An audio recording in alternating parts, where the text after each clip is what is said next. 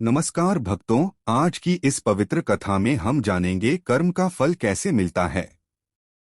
क्या हमारे अच्छे या बुरे कर्म हमें तुरंत फल देते हैं या भगवान इंतजार कराते हैं? भगवान विष्णु ने इस विषय में एक बहुत ही गूढ़ और गहरी शिक्षा दी थी एक ऋषि को, जिसे आज हम कथा के माध्यम से समझेंगे। बहुत समय पहले की बात है। एक ऋषि थे, ऋषि ब्रह्मदत्त।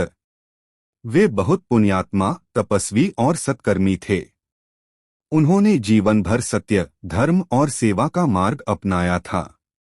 लेकिन एक बात उन्हें भीतर से खटकती थी।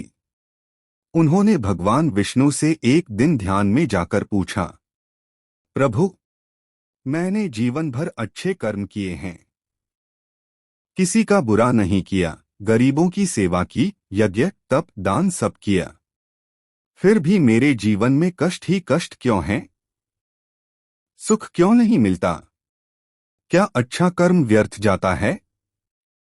भगवान विष्णु प्रकट हुए, मुस्कराए।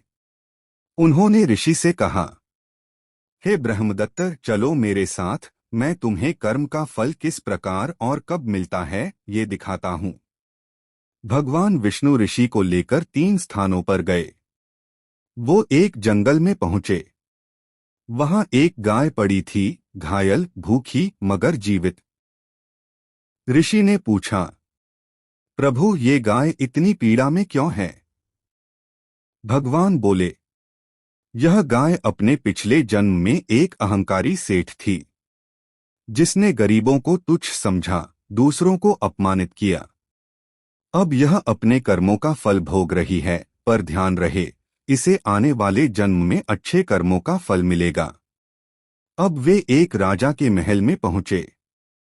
वहां एक अत्याचारी राजा भोगविलास में लीन था। ऋषि चकित हो गए, प्रभु, ये व्यक्ति दुष्ट है, लोगों को सताता है, फिर भी इतना सुख? भगवान विष्णु ने कहा, यह अपने पिछले जन्म में एक महान संत था। अपने उन पुण्यों का फल अब भोग रहा है, लेकिन जैसे ही ये खत्म होंगे, इसका विनाश निश्चित है। अब वे एक गरीब वृद्ध किसान के घर पहुंचे, जो सर्द रात में भी भगवान का नाम जप रहा था, भूखा था मगर शांत। भगवान बोले, यह व्यक्ति पूर्व जन्मों में पापी था और अब अपने कर्मों का दंड भोग रहा है। लेकिन देखो, इसके मन में भक्ति है, सेवा है, सत्य है।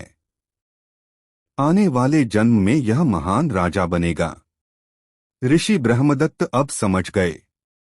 उन्होंने भगवान विष्णु से कहा, प्रभु, अब मैं समझ गया।